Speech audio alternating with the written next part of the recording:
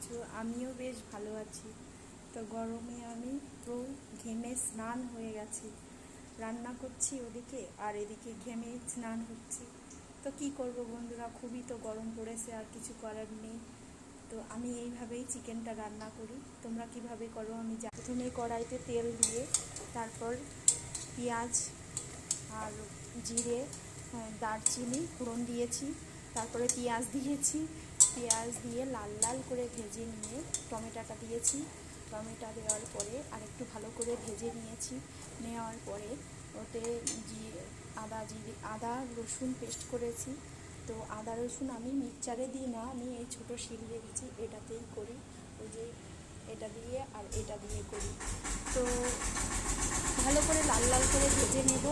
ভেজে নেওয়ার পরেই জলটা দেব। তো নামানোর আগে গরম মশলা দিয়ে করব। তো